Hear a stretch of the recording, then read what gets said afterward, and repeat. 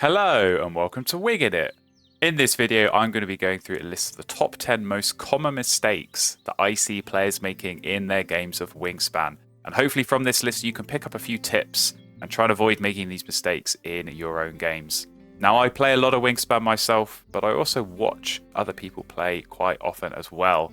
And just through that experience of playing and watching others, definitely noticed a lot of common themes. I think particularly newer players, but to be honest, a lot of these are mistakes that anyone of any skill level or experience can make. So I think it's always useful to be aware of these, remind yourself of the common traps and pitfalls that people can fall into, and hopefully you can avoid doing that in your future games. Starting off with the first point on this list, we have keeping the wrong birds at the start of the game.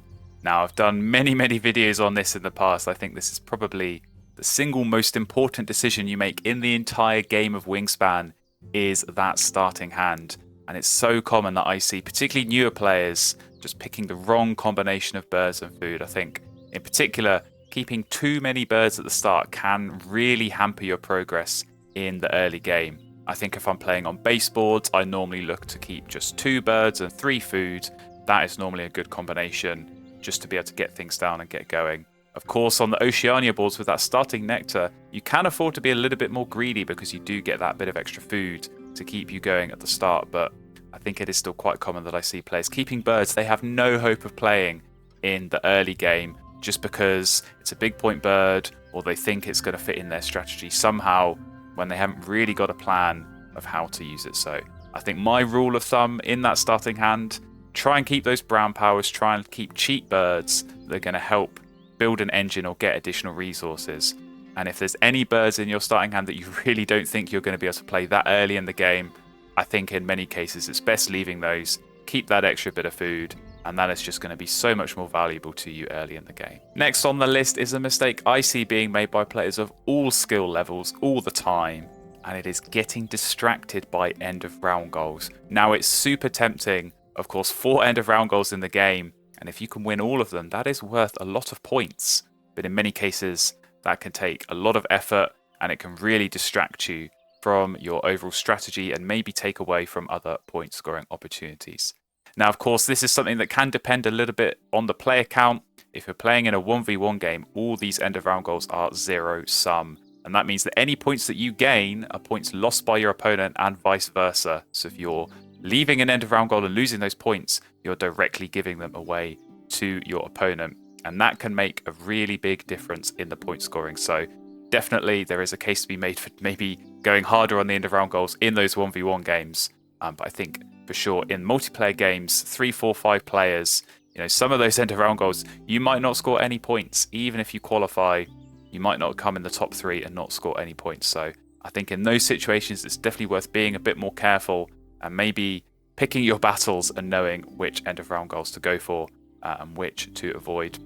In many of those cases, especially in 1v1, it can be worth just qualifying. If it's eggs in a certain nest type or birds in a certain habitat, just getting 1 down and taking the few points that you score from qualifying can be so much more efficient than spending 3 or 4 turns in a round just trying to win that end of round goal and only get a few more points. I think that's what it comes down to, is working out whether it's worth going. And I like to make that decision as early in the round as possible. Normally in those first couple of turns, I like to have it in my mind. Is this an end of round goal I'm going to qualify for? Is it one I'm going to target and try and win? Or is it one I'm just going to ignore completely and forfeit the points there? I think making that decision as early as you can and trying to avoid getting distracted, that's really the key here. The next mistake is one I see being made time and time again, especially by newer players. And that is focusing too much on bad bonus cards. So of course at the start of the game you get a choice of 2 bonus cards, you keep 1 and you have the opportunity to gain additional bonus cards through playing certain birds throughout the game. And not all bonus cards are created equal. There are going to be some that are much better than others and some that are definitely on the weaker side. Now, my approach to bonus cards, I think, especially if you are a newer player at the game, think of them just as a bonus. This should not be your core focus throughout the game. If you can score points from it, that is a bonus. And if you don't, it is far from the end of the world. There are many other ways of scoring points in Wingspan. And just because you can't score a few points on your bonus card, that is not the end of the world. It is absolutely not worth ruining your whole game or your whole strategy and just going full tunnel vision on trying to score 3 or 4 points off a bonus card. If you do that, you're probably not going to win the game because you are going to be missing out on points elsewhere. Now, in the late game especially, it's worth thinking about your bonus card, and it's worth thinking about the points you'd gain from that in addition to the bird points that you get from birds that you play qualifying for that bonus card. In some cases, it might be worth playing a low point bird if it's going to bump you up to the next tier of a bonus card. However, in many cases, you might just be better off playing an even higher point bird that doesn't hit your bonus card.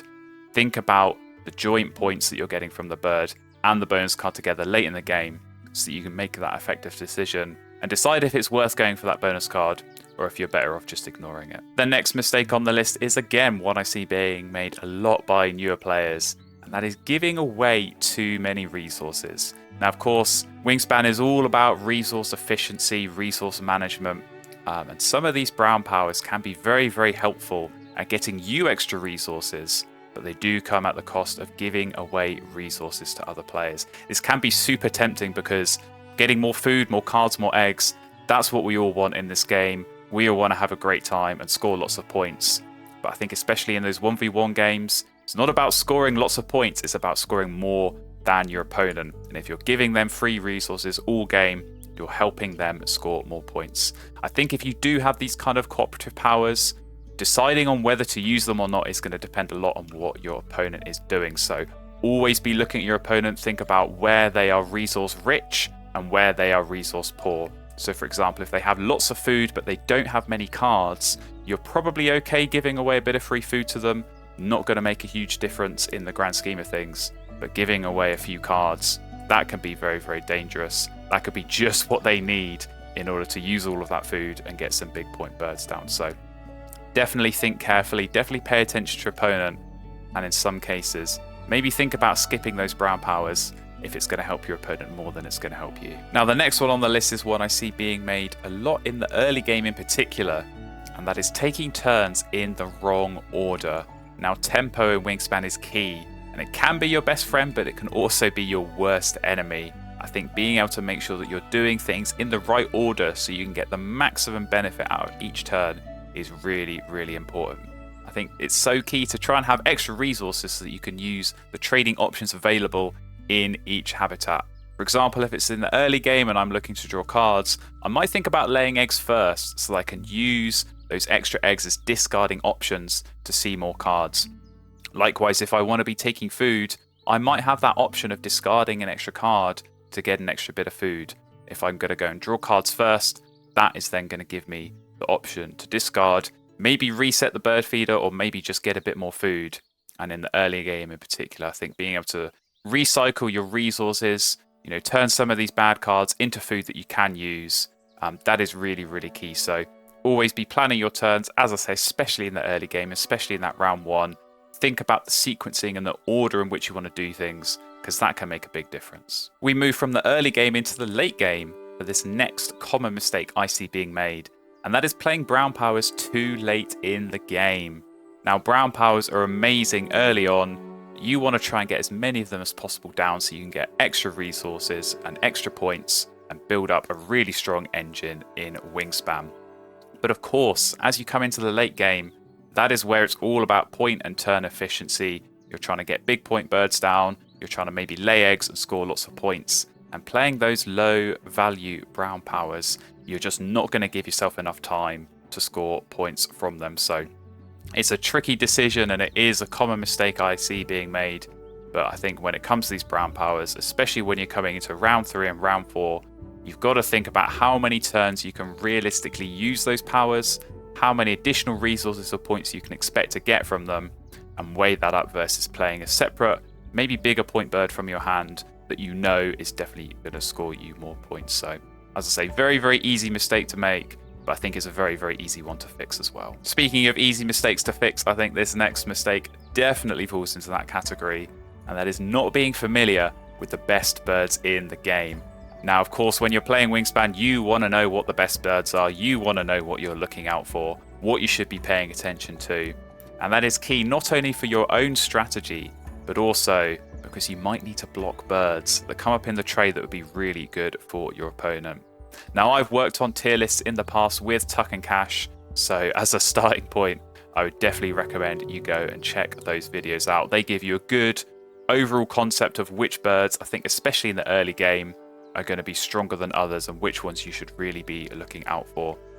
And definitely being aware of these tier lists and being aware of which birds are good and which birds are not so good, that is really, really important. So you've got to know the best birds, you've got to know when you want to go and take them, when they're going to fit into your strategy, and as I say, when you might need to go and block them from your opponents. While we're on the topic of those strong birds, those overpowered birds, I've got to talk about a mistake I see being made time and time again, and that is getting blinded by these overpowered birds. Now, as strong as they are and as overpowered as they may be, they're not always going to be the right option to go with. I see time and time again, there might be a player who's got a really strong wetlands, they're scoring so many points and seeing so many cards, but then a Franklin Skull appears in the tray and they think, I've got to pick that up and play it because it's one of the best birds in the game. And equally, you see players with a really strong forest, they've got so much food, they're scoring so many points there, but a Raven appears and they think, I have to take and play that. There's a time and a place for these overpowered birds, I think, especially as you come into that late game. Again, as I talked about earlier, maybe not going for those brown powers. You've always got to think about, where is this going to help me? And if you're already strong in the resources that it's going to be gaining for you, maybe you haven't got a good grassland, so playing a Raven or a Franklin Skull is not going to help you out. You've really got to weigh that up carefully. So as important as it is to know and recognize your overpowered birds, it's equally important to check yourself time and time again. Make sure you're not getting blinded and getting too distracted by them. The next mistake on this list is one I think is especially easy to fix, and that is not paying attention to the bird tray. Now, the bird tray can change a lot in between your turns, especially in those multiplayer games where there's a lot of players going in between each of your turns. And making sure that you're paying attention to it and seeing which birds are coming up is so, so important. I see so many players, especially those who are newer at the game, who get very, very easily set in their ways and have a strategy and they know what they're going to do on their next turn. And that is all well and good, but you still got to pay attention to the bird tray and you still got to be prepared to change your plans if something comes up that you might want to go for or that you might want to block from another player. So it's a really easy mistake to fix. At the start of every single one of your turns, look at the bird tray, make sure you're aware of what's there, if there's anything that you want to be drawing for yourself or maybe that you need to block from another player. And if there is, you might need to change your plans. And if there's not, that's fine. You've checked and you've avoided making this key and crucial mistake. The last mistake on this list before I close out this video is one I see being made time and time again, and that is running out of turns. And this often comes along with the phrase, if only I had one more turn. I hear this said so many times, especially from newer players in Wingspan. If only I had one more turn, I would have been able to play this big point bird and win the game. The thing is, you know that you don't have one more turn because Wingspan is all preset in your number of turns. You know at the start of the game, at the start of each round, exactly how many turns you've got, and making sure that you're planning those out and using them most effectively is so, so important. So plan out that final round especially. Make sure you know what you're going to do with exactly each of your turns, and you'll hopefully avoid falling into this trap of running out of turns and wishing you just had one more in order to finalize your game. So there we go. That was a list of the top 10 most common mistakes I see being made in games of Wingspan. Hopefully there was something in there that you've recognized, that you've seen yourself do, or that you've seen other players do, and that you can pick up from and learn something and hopefully avoid making these mistakes. This should hopefully help you in your future games, score a lot of points and win even more games. If you enjoyed this video, please do consider subscribing. I have many, many more strategy videos and so many gameplay videos as well that hopefully you can watch and pick up some other tips. But until next time, thank you very much for watching, and I will see you again very, very soon.